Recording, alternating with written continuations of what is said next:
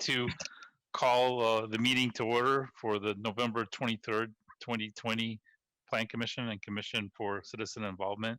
Iris, would you please call the roll? Certainly, just one moment. Beckett? Here. Fisher? Here. Heap? Here. Pepe is excused. Semler? Here. Stewart?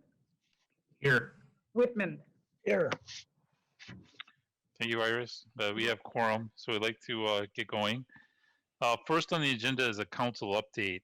I don't think we have a council update tonight. So we'll move on to citizen comment. This is regarding issues not on the agenda. Iris, was there anyone who wished to make a citizen comment tonight? No one is requested to participate. Okay. Next is the Commission for Citizen Involvement general updates. I didn't have anything for citizen involvement general updates. Any commissioners have anything they would like to raise? None? We'll move on. Next on the agenda are the minutes. We can go through the first minutes from October 12th, 2020. Commissioners, any changes, comments on the October 12th, 2020 meeting minutes? None? Is there a motion to approve the October 12th, 2020 meeting minutes? I'll make the motion. There's a motion to approve. There's a second? I'll second. Second. Right. All those in favor? Aye. Aye. Any opposed? Any abstains? None. All right. Next is the October 26th, 2020 meeting minutes. Any comments or discussion?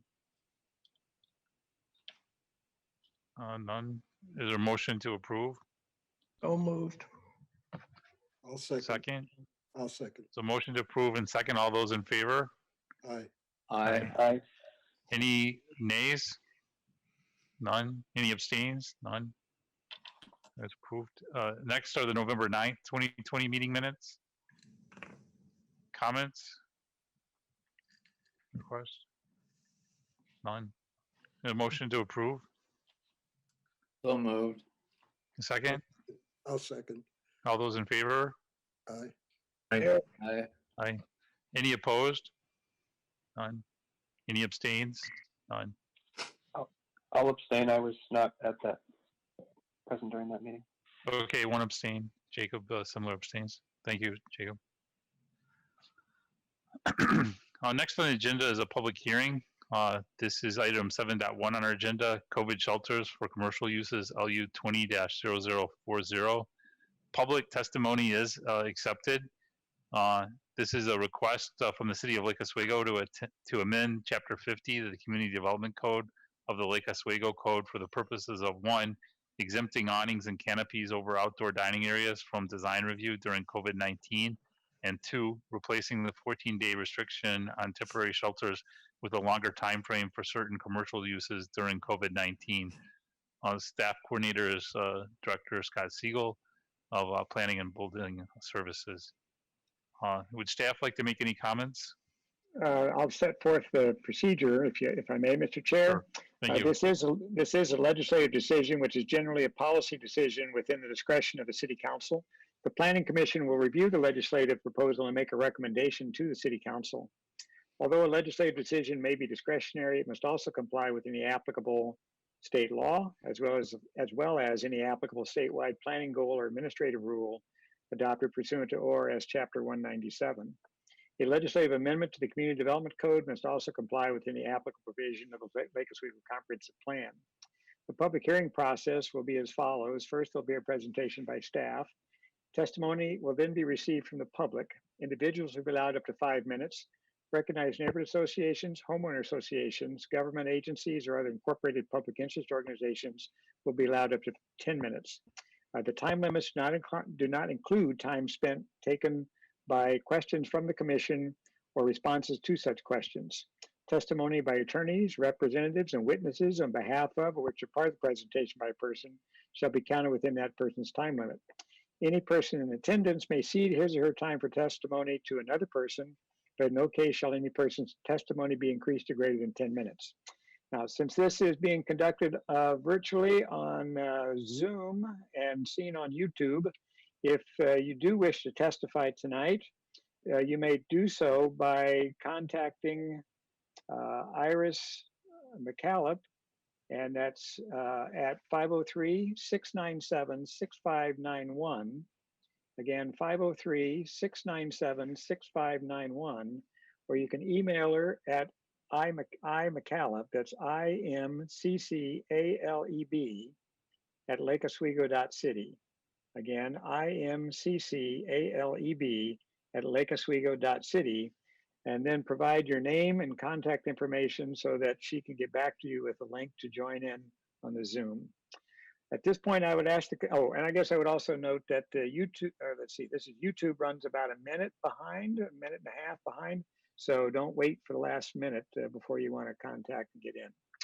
At this point, I would ask the commission members to please declare if you have any financial conflicts of interest. Mr. Heap, if you'll go ahead and declare and then poll the commission. Thank you. I have no financial conflicts of interest. Commissioner Fisher, None. Commissioner Stewart, I have none. Commissioner Semler, None. Commissioner Beckett, No conflicts. Commissioner Whitman. No. Thank you. All right, then Planning Director Siegel with the staff report.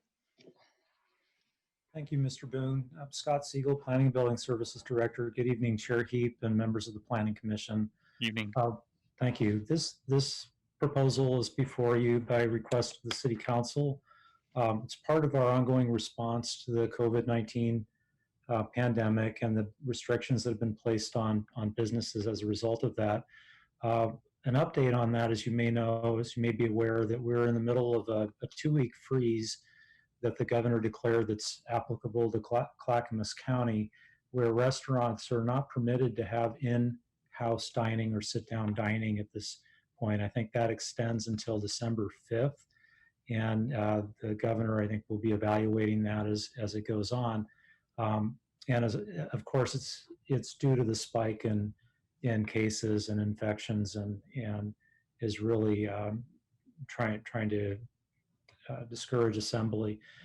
Notwithstanding that, there's still a need to have a plan in place that will allow restaurants and other businesses to operate once they're allowed to. However, still under physical distancing requirements.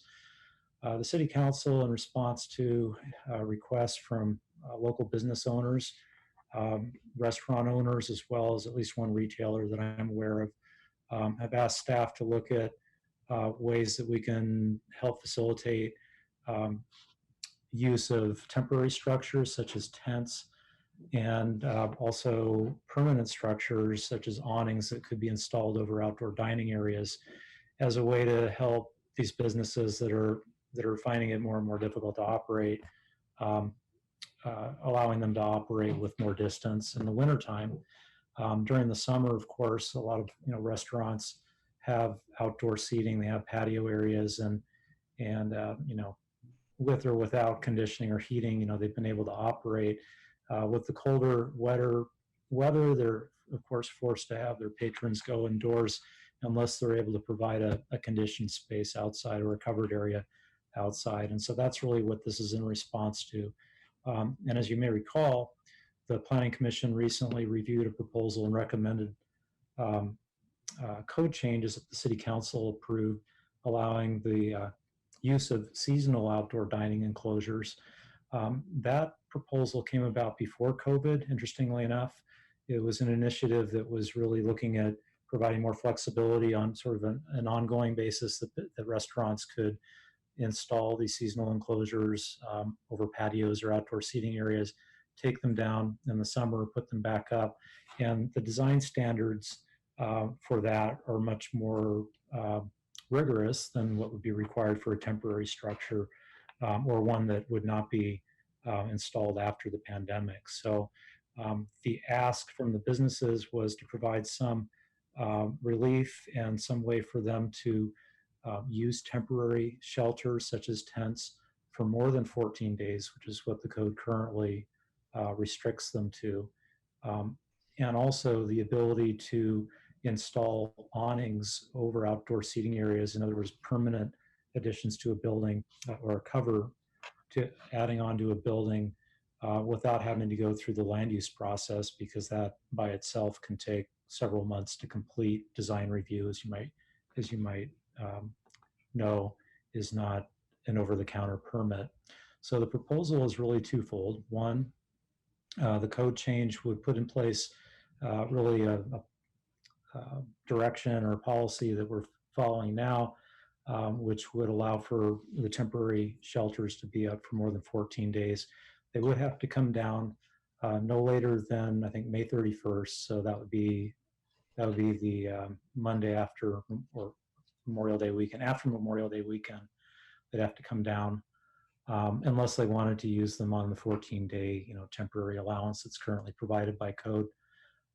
There are some standards, there are some controls that we've recommended that the city put in place to protect adjacent residents in terms of, requiring at least a minimum setback of 10 feet, and also, of course, complying with fire and life safety requirements. So the fire department does have a permitting process already. One exists for tents and, these types of temporary structures. This would right along with that permit process. It would not require a separate design review approval or I guess a development review permit for the tents. The second component, the canopies or awnings that could be installed, that would be a permanent addition. Those would require building permits. They do require building permits today. They would be subject to the same fire and life safety requirements, building code requirements, and what are proposed as setback and design standards. They're clear and objective standards that can be administered by staff through the building permit process. And those requirements are really twofold. One is that twofold. One is that the awning, in order to take advantage of this exemption, would have to be set back at least 20 feet from any adjacent residential zone and the public right-of-way, 20 feet from any adjacent residentially zoned property, and for any building face or facade that is facing a public street, the length of that canopy or awning would be limited to not more than 30% of the overall width of that portion of that building as it faces the street. So really the intent is to kind of manage the impacts of this that it could have on adjacent residents by requiring a setback and minimizing any negative impacts on the streetscape appearance or aesthetics by limiting the overall width of the building that could be built out with one of these awnings. The owner could choose to go through the design review process instead, and in that way would have a path for getting a permit for an awning that's closer than 20 feet to a residential zone or comprises more than 30% of the building width facing a street. So those are really the two sets of, or the two code amendments that are proposed in attachment 2. We have received public comment. There's a letter from Mr. Rob Monahan in, I think, Exhibit G1, and those were comments that Mr. Monahan provided to me as the planning director, and wanted to make sure that you were, aware of those. He had commented, one of the comments that he made, that we did make some adjustments to the proposal in response to his concerns, was that the setback may be too large, and that a smaller property such as the one that he has, and that's not uncommon in the EC district. Some of the commercial properties are not very large. In fact, they're in some cases not more than 10,000 square feet. And so his concern was that the setback, what had been suggested initially of 20 feet, would be too restrictive. And so for a tent. So the proposal has a setback recommendation of 10 feet for the temporary structures unless a larger setback is required for fire and life safety by the fire marshal.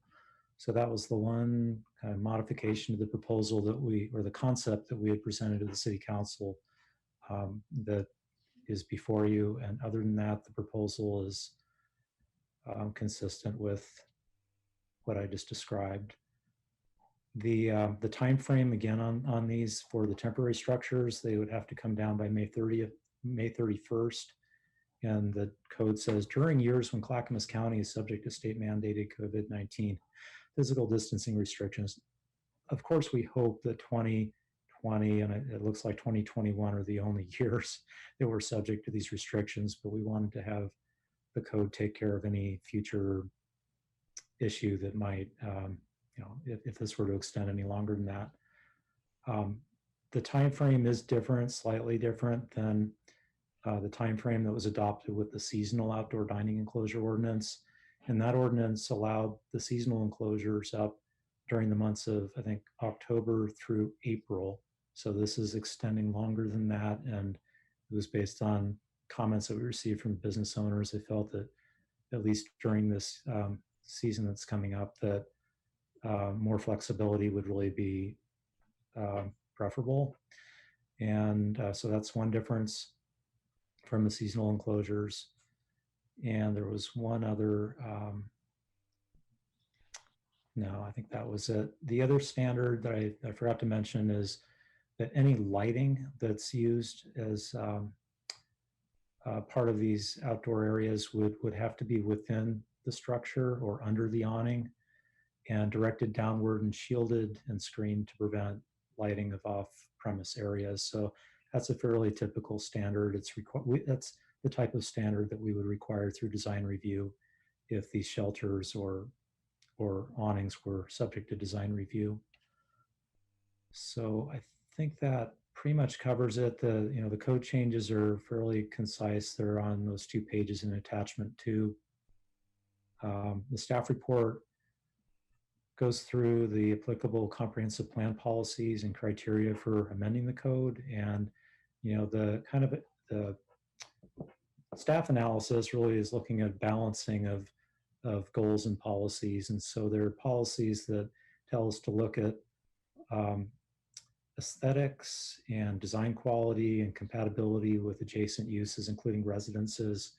There are other policies that encourage us to look at flexibility in codes and standards where appropriate, that when conducive to economic vitality or economic development. So obviously those policies require some balancing and some value judgments by the Planning Commission. And so what we've attempted to do here with the code amendments that are proposed is try to strike the right balance there and allow the appropriate streamlining or permit or design review exemptions, but also have some setback standards and some other design controls in place to address those policies. So that's how we approach this.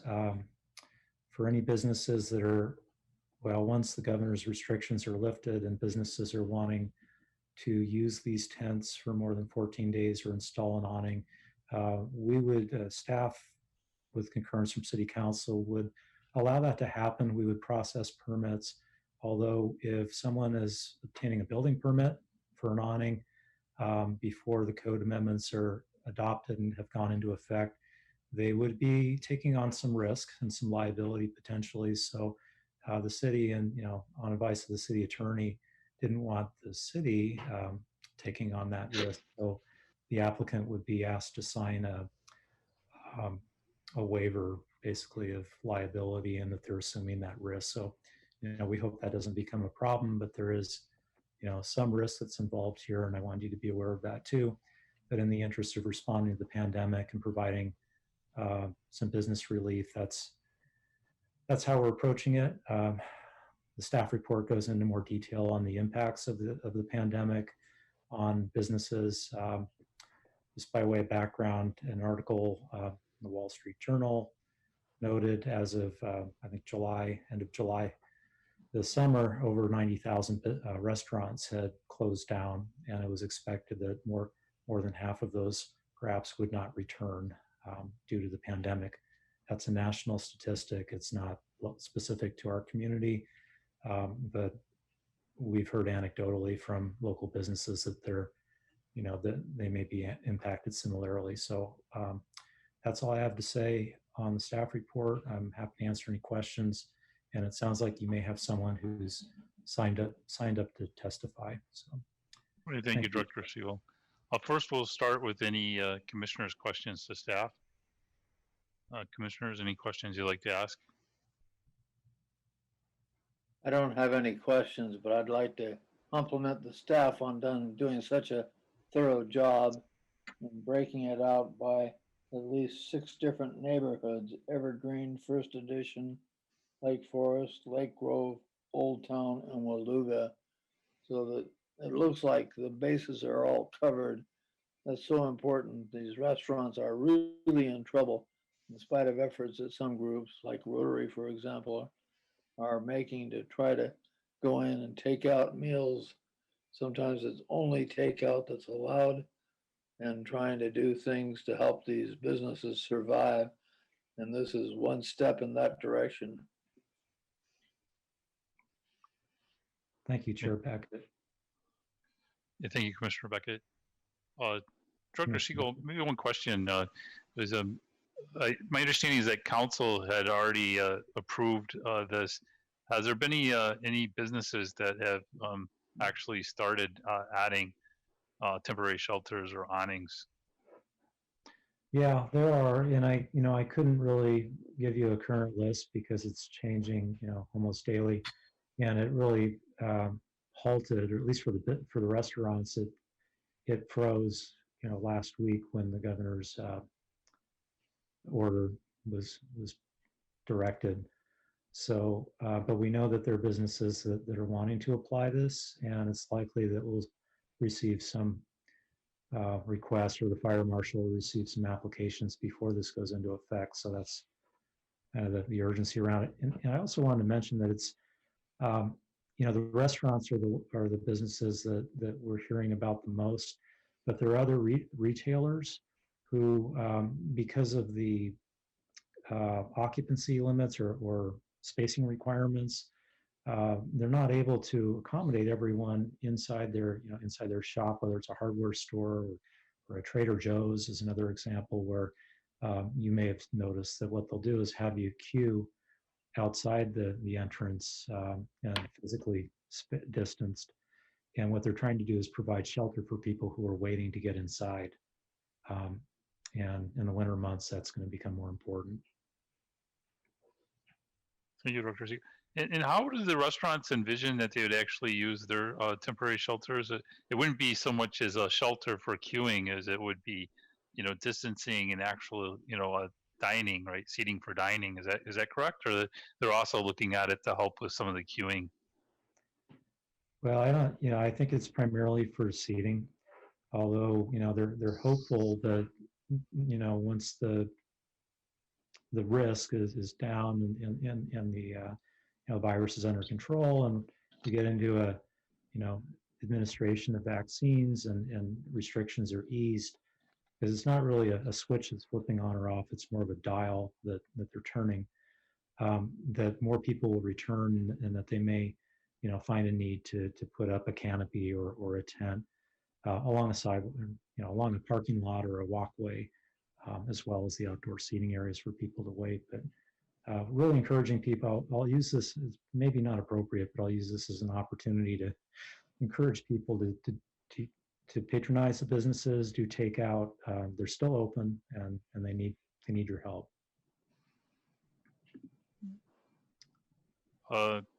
Yes, sorry, Commissioner Stewart. In your staff report, you noted that there were 3 local restaurant owners who have approached the city about the installation of awnings, which my understanding of those would be permanent, correct? So those would not be required to be taken down after May 31st? There were 2 who inquired, and I think one of them decided to put up tents or some kind of temporary cover over their outdoor seating area rather than constructing an awning. The other one I'm not so sure about. That one, both would have been covering a private patio space. I'm not sure what the other one is up to. And I think the third was actually inquiring about a canopy that would cover a storage area. It wasn't actually for dining. Okay, thank you. Director Siegel, maybe another question similar to my last one was on the earlier recommendation that we gave to council and council approved for the outdoor dining. Have businesses and restaurants been able to take advantage of that? The seasonal enclosure. Yes. No one has applied for that yet. There were two who had pursued it as far as going to a pre-application conference, and that predated the code amendments.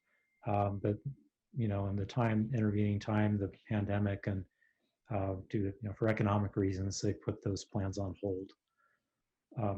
I forgot to mention there was one you had asked about three, Commissioner Stewart. The third one was one that had actually installed a canopy and or an awning and did this. It was before COVID, and it wasn't done correctly in terms. They didn't get the proper permits, and it was actually a code enforcement response that we made. And they've since abated that. They've brought it into compliance, but they're interested I think they're interested in installing either a canopy or a tent in compliance with the code or the new code. And then that would be over a seating area of some sort? Yeah, it was over an outdoor dining seating area.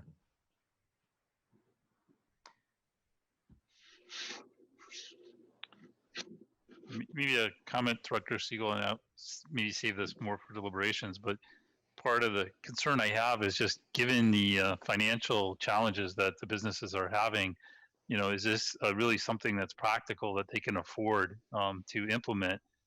Do they have the money to spend on, a seasonal enclosure or an awning or a tent structure, temporary structure like that?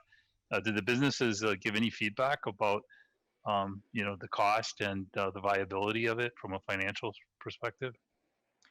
Yeah, the feedback was in response to the city adopting the seasonal enclosure ordinance, and the feedback was that this is a great concept and it's something that they felt would serve the city well over the long term.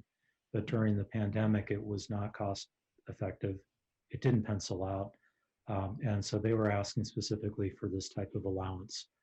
The tents, I think, can be rented for, it's a matter of $1,000 plus or minus a month for a certain space, compared to what could be a, $50,000 investment on something that's custom made, prefabricated, and can be erected and taken down every year. Maybe one more question. The other concern I have is what you're mentioning earlier, that that it was subject to fire and safety standards that I believe the fire chief and staff would put in place. But that seems like a real concern that there could be safety type of risk or dangers associated with that, whether it's winds, that the Portland area sometimes has strong winds and it could blow off and injure people, or if it could be some type of fire hazard. Can you give any more details about kind of the restrictions that would be in place or the conditions that would be in place related to safety? Sure. On the tents, Chair Heap, is that the question primarily? I think on the tents, but also on the awnings. I mean, I could see scenarios where strong winds could maybe play into safety concerns even with awnings too. So both, yeah.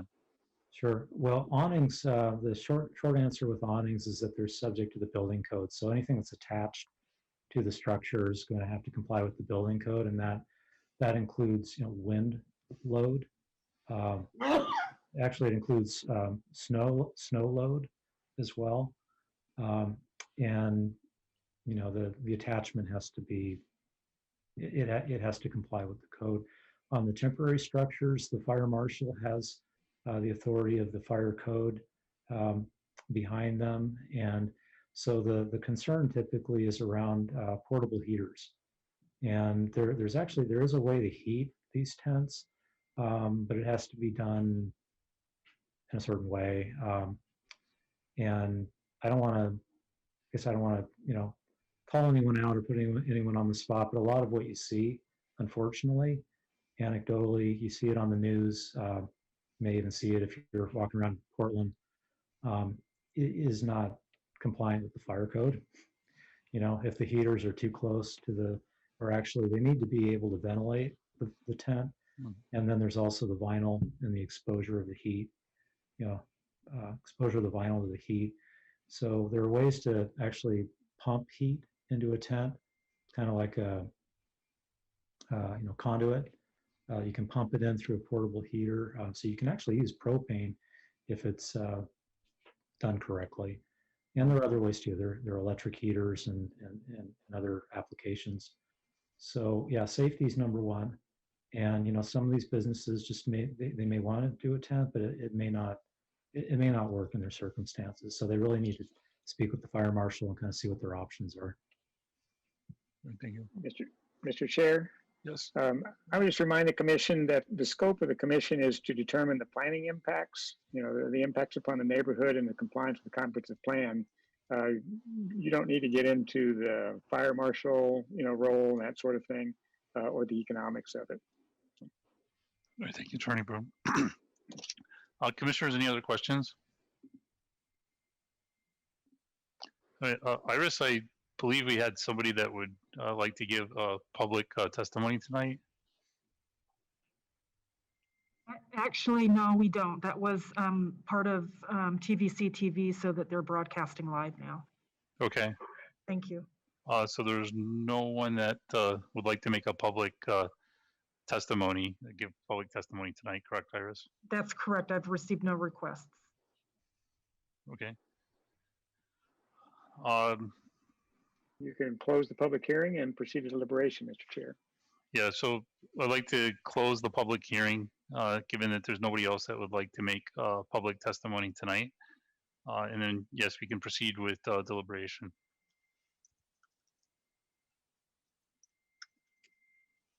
Commissioners, any comments? Yeah, Commissioner Fisher? I'm a little concerned with the change in the setbacks. I understand that a small business needs a little more space, but isn't the purpose of a setback to protect the neighbor? And if we reduce the setback requirement, is that going to affect neighbors? Just a question.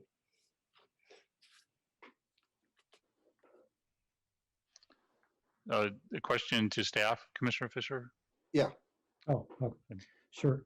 It's a good question, Commissioner Fisher. The reduction is proposed only for the temporary structures, and that's not to diminish the potential impact to neighbors. The areas where there's exposure, the neighborhoods that Commissioner Beckett named are all neighborhoods that have adjacent commercial zoning. So in each of those neighborhoods, at least for permanent structures, that there are setbacks. Although different zones have different setback requirements. So if you're in the EC zone, which is the downtown zone, or I guess that's what we would refer to at the commercial zone downtown. If you're adjacent to a high density residential zone, the setback, I believe, is 10 feet. If you're adjacent to a low density residential zone, the setback is 25 feet. So the proposal, which would reduce the setback, and it would reduce the setback in some circumstances, and others, it wouldn't change it at all. So, again, not to diminish the potential concern or impact with adjacent neighbors, but staff felt that it was about as far as we felt comfortable going, and we didn't want to go any further. Thank you. Yeah, Commissioner Simler, and then I'll take Commissioner Stewart next. Just to kind of follow up on Commissioner Fisher's question about the setbacks. Director Siegel, does the setback include any outriggers or staking that the tent requires?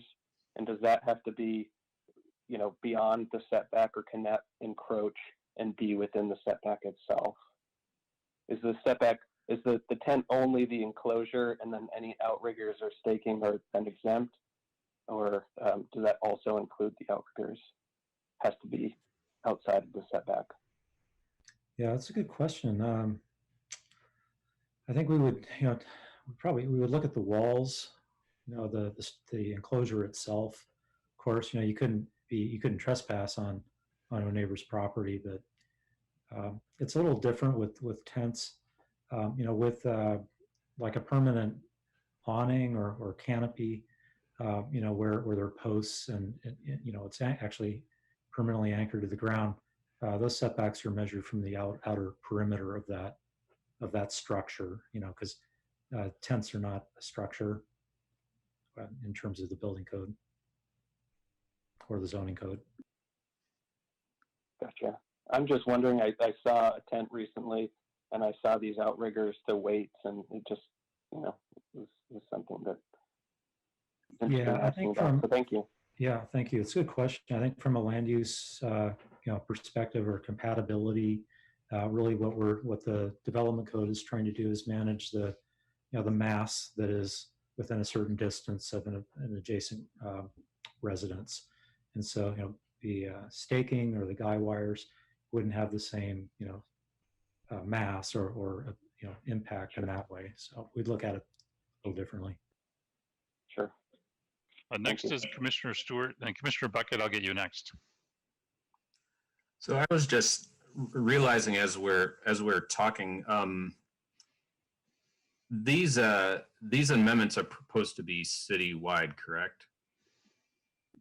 Correct.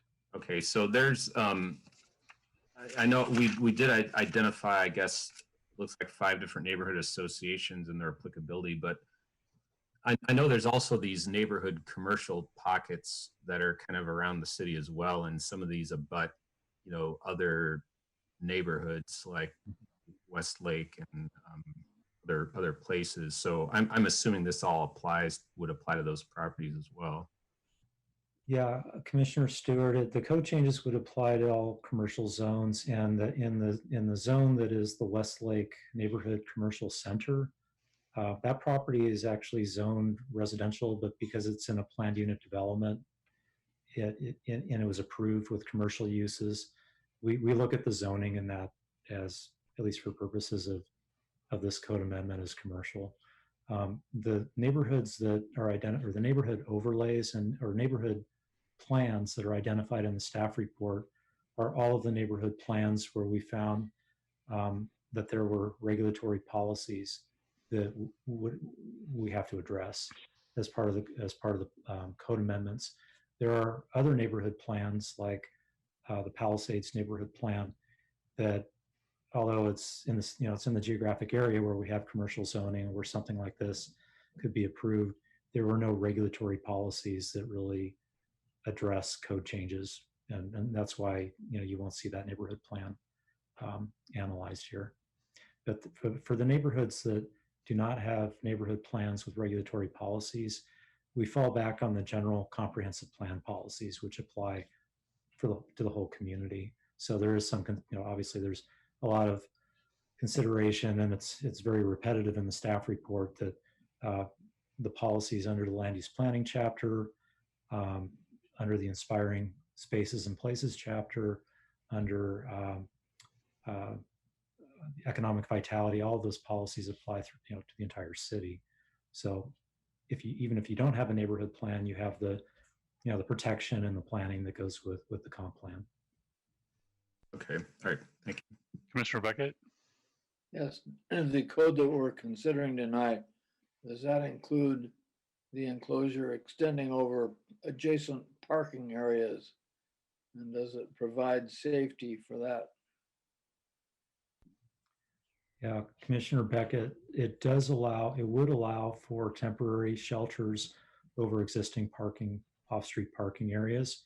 And the safety consideration is through the fire marshal and the permitting process that's set up for that. For example, under the fire marshal's guidelines, a tent must be set back at least, I think it's 20 feet from vehicle areas, unless the fire marshal finds that their safety measures are provided.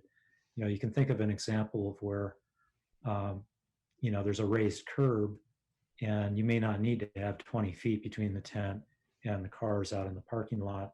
But in another situation where, you know, the tent is down at the parking grade and you need to have some distance and perhaps some bollards or some, you know, some kind of barrier to prevent people from, you know, someone lifts their foot off the brake or they step on the gas, there needs to be some separation. So yeah, safety is definitely an issue, and it's considered in parking areas. Good. Thank you. Director Siegel, one question relevant to our deliberations here is, can you summarize the changes that were made? So what's different? You know, is a 10-foot setback again a change that the commission would need to approve from the original staff report? What's any differences from the original staff report and to what staff is recommending today? Is it just a 10-foot setback is the only change, or are there others?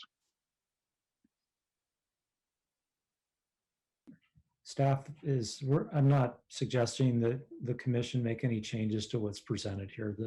The code amendments that are part of the attachment are what are proposed. I was just pointing out a change that we've proposed or we've recommended from what was initially presented to the city council as a concept. And it doesn't really pertain to the commission, but I thought if anyone were, you know, had watched that presentation and were wanting to testify here, that would be helpful to them. But no, it doesn't. There's no change required if you accept the amendments. Okay. Commissioners, would you like to make a motion? I move that we accept these recommendations as written by the staff. I second. I have a question. I heard something was said earlier about the city council has already considered this. Yeah. Director Siegel again. Thank you, Commissioner Beckett. The city council has only discussed this in the context of having received input from business owners and directing staff to initiate the code amendment process that will be brought before the Planning Commission. So as part of that process, I wanted to make sure that we were going down the right path. And so we presented a concept to the city council that ultimately, you know, the proposal looks a lot like what was presented to the council, with the exception of that one refinement that I shared with you. So if we approve this tonight, it goes back to the city council?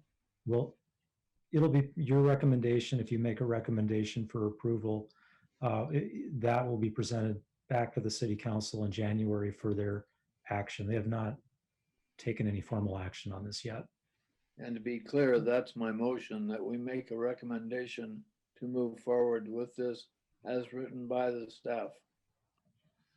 Thank you. And further discussion on the motion. So question, Director Siegel, is I thought it was our understanding from our last meeting that council had given the temporary approval for businesses to move ahead in their implementation. And this was subject to the Plan Commission work that we're doing tonight. And then it could change if the Plan Commission would reach a decision to not approve or not recommend it. Is that correct? Yeah, it's a good question, because I hope I'm not getting too obtuse on this, because it really it's kind of in the weeds, but with the you know, businesses having the ability to go forward and implement this concept, put up a tent for more than 14 days or apply for a building permit for an awning, didn't actually require the city council to take any action. And in fact, it's the city using its discretion to deprioritize enforcement of that. Basically, is what's occurring here. And the city council, before we would do that, we wanted to make sure the city council was aware that that's what we were intending to do, so that if they felt otherwise, they could let the city manager know, and we would perhaps take a different stance. But the city council actually has to adopt an ordinance to change the code or to set a different standard. And so that's why we're going through this process. All right, thank you for the clarification. Yeah, good question. Commissioners, any more discussion on the motion? I guess from my side, I'd say that I am concerned that we're really helping the business community. The financial impacts. If they're not able to take advantage of what we're doing, then it seems silly that we'd change our code. But from what we've heard tonight, it sounds like the business input that we've received, the businesses feel like this will help them in a positive way. So I think it makes sense to make a code change. And then from a safety aspect too, I think the Plan Commission should be concerned. I mean, the whole issue that we're facing here is COVID-19 and health and safety. And so, if we're actually making a change that, raises bigger safety concerns or issues, and then helping what we have with the challenges of COVID-19, then that would be a concern too. But I think, what we heard is that that is in the scope of the fire marshal, and the staff and the fire marshal will be addressing that to make sure that's proper. So I'm pretty good with that. The other issue I would have too is that just from the state level, I'm concerned that some of this is very reactionary. That one thing we hear a lot about is that we really want to manage by data, and all the decisions that we're making are scientific and data driven. But we don't see a lot of that coming from the state at all. So I know the Restaurant Association actually has a lawsuit against the state, saying that the data shows that some of these businesses that we're trying to help, like the restaurant businesses, there's actually a less than 1% 1% rate where they can trace to COVID being spread in the restaurants. And so, I think it'd be very helpful from the state level to share that, and so that the decisions that we're making at the city level as we're changing our code is all grounded by data. And so far, what we've seen from the state has just been very top level data. So I'd hope that we can get more specific in the future. But I do support this measure because I think the businesses do want to try to use it, and we'd like to help the businesses through this pandemic, and try to give them some relief. So I'd be in favor of it. Any other further discussion on the motion, or would we like to call the roll? Iris, would you please call the roll? Certainly. Who seconded the motion? Good question. Commissioner Whitman, was it you? Yeah. Thank you. Okay, I'll call roll. Beckett? Yes. Fisher? Yes. Heap? Yes. Semler? Yes. Stewart? Yes. Whitman? Whitman? Yes. Thank you. Thank you. So it was unanimous. The motion is approved. Thank you.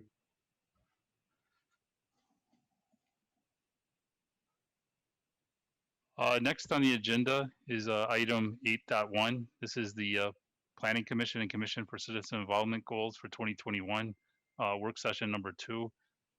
Public comments are accepted.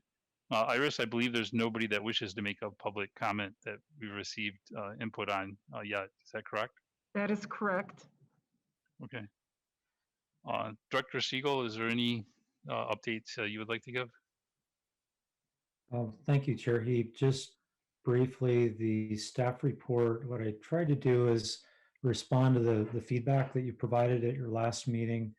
There are 4 projects that are identified as either mandated or council directed projects. The one new one, or it's not a new project, but the one addition to that list is the annual Community Development Code amendments. And although it's not typically expressed as a council goal or direction, almost without exception, every year there's some code amendment on that list that's either, either mandated or it's a correction that we really need to make. So, and then of course it allows the city to respond to direction or policy initiatives from city council if they're considered general code maintenance updates. So added that to the list. The narrative on the rest of it. So there are, again, 6 projects potentially or goals under discretionary projects subject to planning commission, city council direction. The one comment I'd make there is that the commission did receive input from neighborhood associations regarding the citizen involvement guidelines update. So that potential goal is described as addressing that. So as part of the update, we would review proposed changes to the Commission for Citizen Involvement and the citizen involvement guidelines submitted by the neighborhood associations, kind of in support of that to help provide some background. You'll see in attachment 1 are the comments from the neighborhood associations, and in attachment 2 is a summary of kind of the legislative history for the CCI. So you can kind of go back in time and see what the different sort of composition of the CCI was, how it's changed. Just in summary, it began as a committee. I think it was established in the 1970s originally when the city was adopting its first comprehensive plan under the statewide planning goals. And then over time, it became a commission. And eventually, I think in 1990, or was it 2004, get my dates correct, there were changes. There was an ordinance adopted that made the members of the CCI the same as the members of the commission. So the planning commissioners, by definition or by code, are the Commission for Citizen Involvement commissioners. And so that change was made. That ordinance also had some pretty explicit direction or language in it around the commission's role focusing on land use planning or land use matters, as in the past, some of the, I guess the charter or the description of the commission's role appeared to be broader than that, or it could be interpreted as being broader than that. So I think that's really kind of the crux of the issue or the request or recommendation of the neighborhood associations that have commented, seeking a broader scope, perhaps seeking a commission with its own commissioners independent of the planning commission. So that's what's presented in the staff report. And it would be helpful to get any feedback or direction if, once you're ready to provide that for the city council. Yeah, thank you, Director Siegel. I'd like to call the attention of the commission that from our last meeting, one of the requests that we had was to look at the letter that we had received from the neighborhood chairs committee on November 9th. And I think there was comments to say that, the enablement and the authority to give a new commission is really outside of the scope of our plan commission. That's with city council. But I think the request was to look at the letter because we had received it a little bit late last time. And the request now was to look at it, and then if commissioners had things that they thought were particularly good or that we liked in that, to call that out and let staff know that that could be very helpful to staff and the council, as we did before on other initiatives, just to give comments and things and specifically comment on things that we thought were good. So I don't know if the commissioners have any comments that they'd like to share on that. I have a few. I can start and then others can chime in. So yeah, Director Siegel. I'm sorry to interrupt you. I had the wrong date. That the most recent ordinance relating to the CCI is from 1998, and that's where the switch was made in the members and the charter. So sorry to Well, interrupt. thank you, Director Siegel, for the clarification.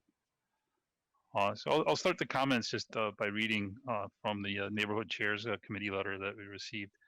The first thing I liked at the beginning, on the first paragraph on page 1 of 8 of their letter, was that they really wanted to make it inclusive, and I think that's a good idea. To increase diversity and inclusion. I was thinking that it's possible that this could be at the neighborhood association level. Certainly, I think in the commission, I've advocated for that, and I don't think in the past maybe council has necessarily agreed on the recommendations, but on things that we've seen, like the requirements on doing waivers and looking at how do you authorize neighborhood associations findings and conclusions, those type of things. I think where they're going with that, to make it inclusive, to get more input, I think that's great.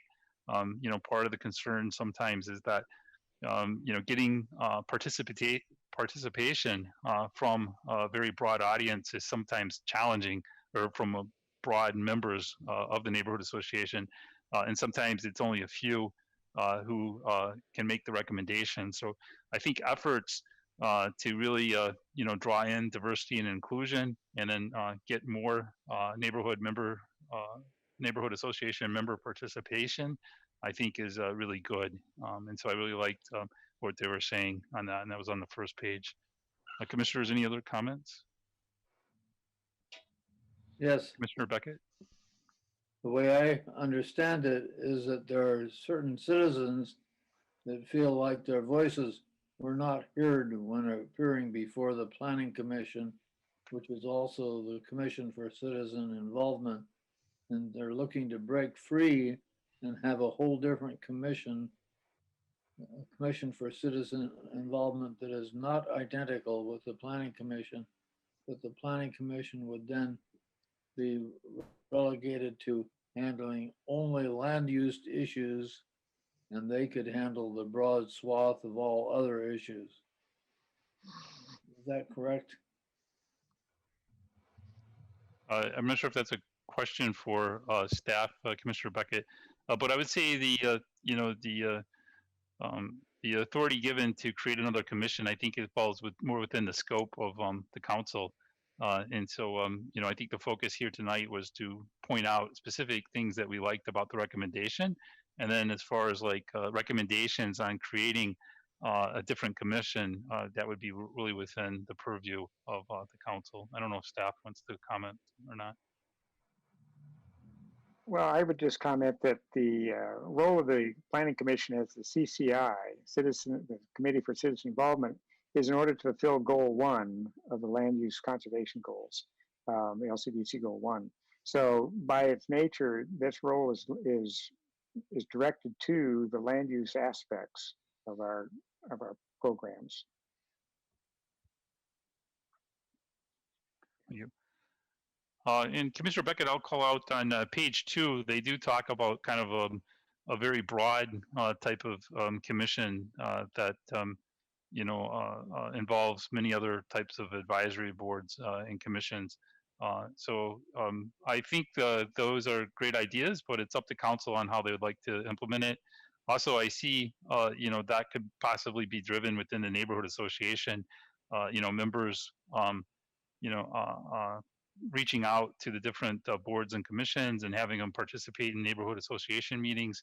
I think that's fantastic. But as far as the commission organization, whether it's the current Commission for Citizen Involvement or a different one, again, I think that's outside scope. We'd leave that to council.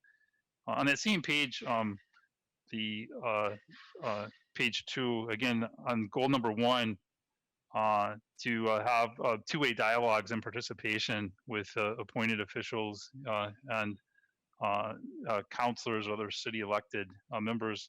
I think that's really great to provide that input. Number 5 on the goals list, I'd like to preserve and protect our natural environment, specifically air, water, and soil quality. I think, the commission here is looking at how we can partner with the Sustainability Advisory Board and look at development code for that. So I think that was really good on page 2. Any other comments that any commissioners have on Commissioner Commissioner Stewart? My as I've as I've read this through some, my I guess opinion, and this is just solely based on what I've read, not any sorts of other discussions that may have happened, but and it's sort of exemplified here at the very beginning on, I guess, on page 2, is it seems there's potential for a lot of overlap, because they talk about land use, and it talks about sewer and water systems, transportation systems, natural resources. We have committees currently that I guess, for lack of a better word, handle those things. And so, for me, I guess I would need to see, kind of in the same way that they itemize their goals down here, in order to get a better sense of what this new commission would do, I would have to see something in which their scope is, I guess, more clarified.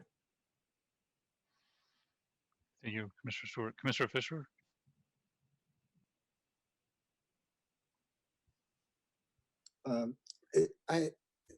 I think Commissioner Stewart is saying what my concern was too.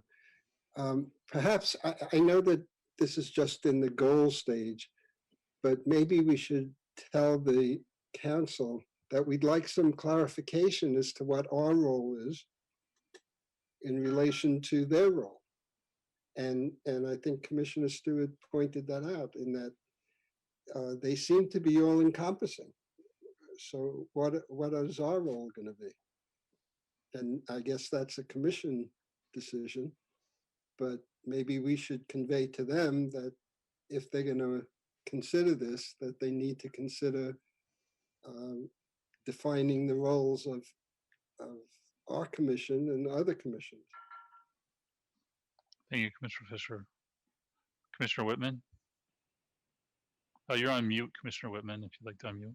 I felt that it was a bit of an overreach, just in a philosophical way, and that we should ask for clarification as we go forward. Thank you, Commissioner Whitman.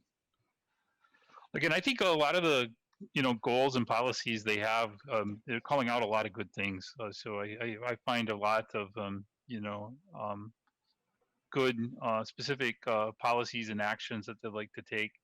When I looked at it, I thought a lot of these could be fit into the existing organization that we have for planning and for citizen involvement, and it could fit in within the neighborhood associations.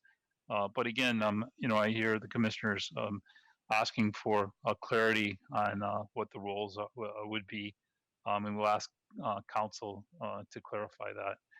But there's a lot of good specific recommendations that hopefully aren't lost here, and that the neighborhood associations could actually take and implement within the existing structure. But we'll have to wait and see on that. Yes, Commissioner Stewart.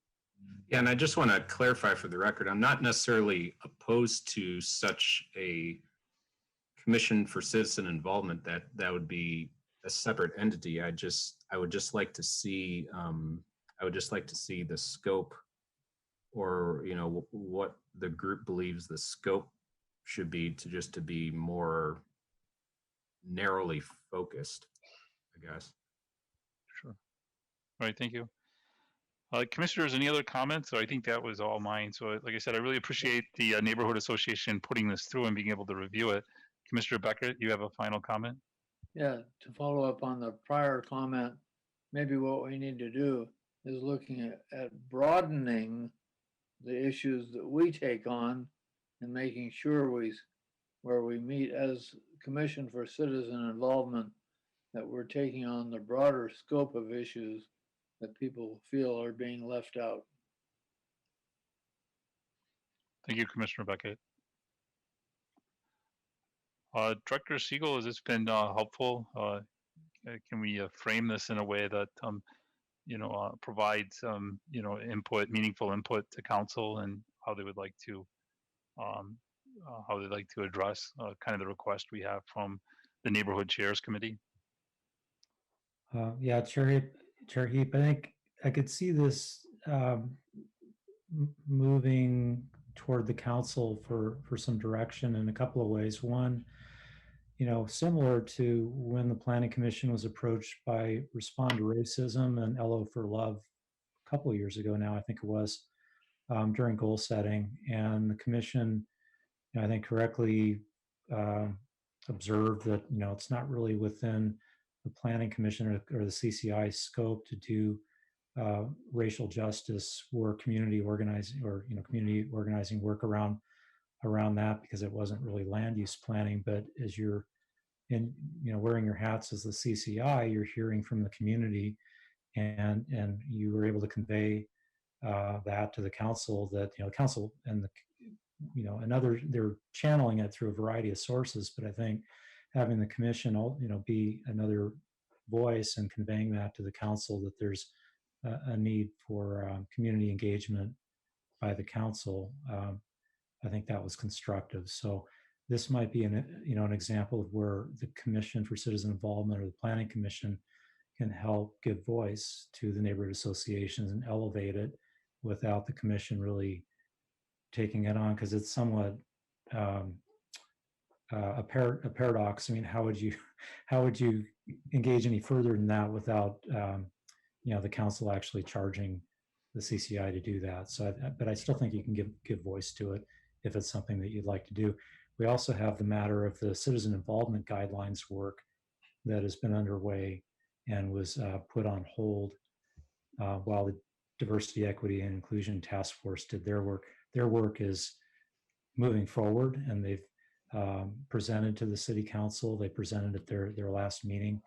And I think at the next council meeting, if not in December and January, they'll be making their formal recommendations, which I think will help inform the work that you're doing here on the citizen involvement guidelines. So I just wanted to, I guess, check in with the commission as we're still expecting, unless we hear otherwise, that you'd like to move forward in finalizing that work product, the citizen involvement guidelines, incorporating input from the DEI task force next year.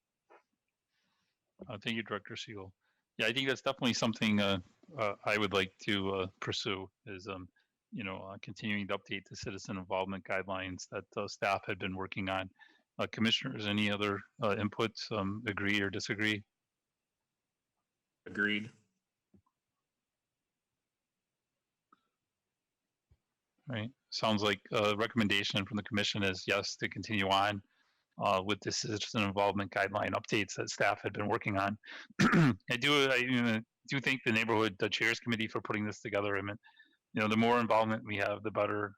But also, I think, like we were saying, Director Siegel, we'd like to work with council and the neighborhood associations to figure out what the right path forward is. And we'll take guidance from council and work with the neighborhood associations to try to make sure that their voices are heard to the degree that the commission can help here. So.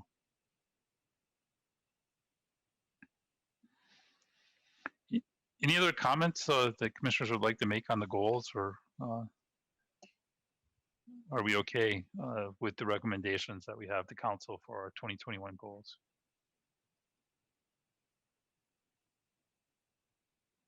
And Chair Heap, I did receive an update from the city manager's office on the goals on the boards and commissions summit, which the city holds every year. And so that is scheduled for January 7th. And they're asking that the chair or vice chair or a representative of the commission at your discretion be available to present the Planning Commission's proposed goals at the summit. All right, thank you, Director Siegel. And I think the only difference from the way we've done it in years past is that I think it would be virtual still. It would be a Zoom meeting or another video conferencing like we're having tonight. Okay, thank you. Any other comments on goals? Seeing none, I'd like to move on in the agenda. So next on the agenda is other business. This is House Bills 2001, 2003, PP 19-0008. Public comments are accepted. 5 minutes per individual applies. Iris, again, I don't believe we have anybody that would like to make a public comment. Is that correct? Correct. Right. The commission now will receive an update on the state rulemaking for House Bills 2001 and 2003. The staff coordinator is Eric Olson, senior planner. Planner Olson, would you like to give us an update? Yes, thank you, Chair Keep. So I want to keep this fairly simple today, but just a broad overview of the staff report that was provided for you outlined that the LCDC, Land Conservation and Development Commission, held their second hearing on House Bills 2001 and 2003 on November 12th. House Bill 2003, the rules related to housing production strategies passed at that meeting, and that was approved or adopted rather by the commission.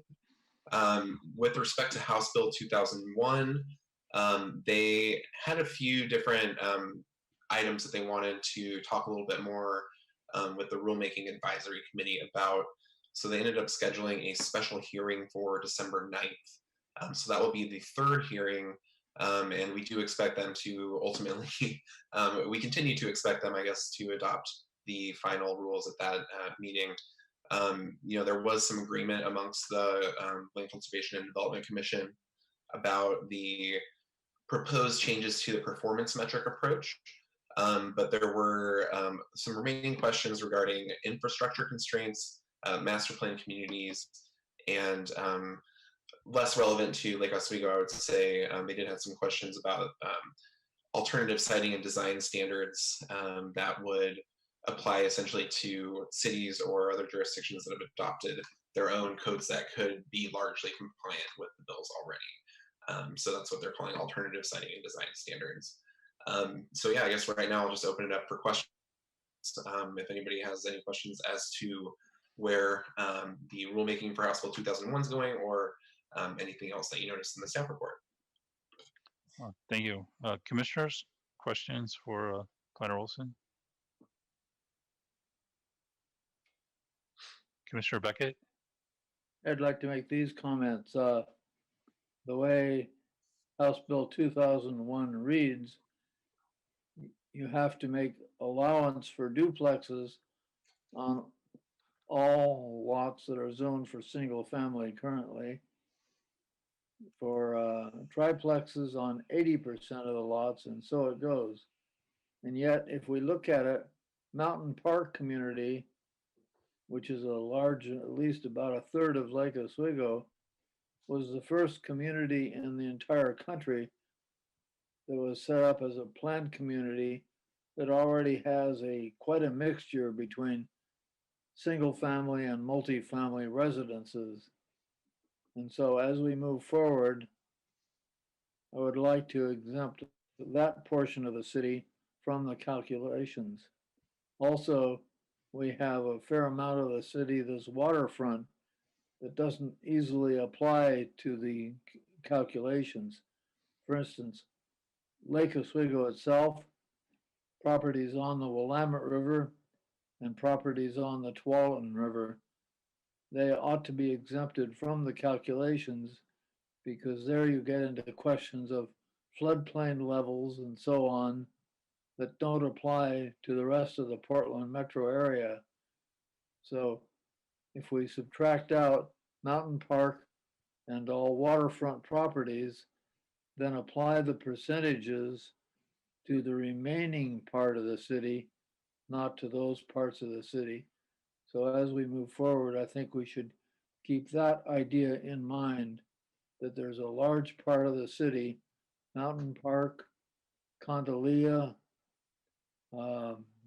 the mountaintop area, Lake Oswego, Willamette River, and Tualatin River that should be exempt from those requirements.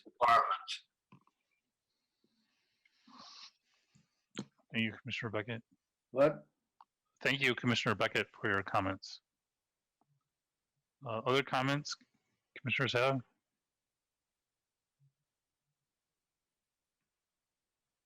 None.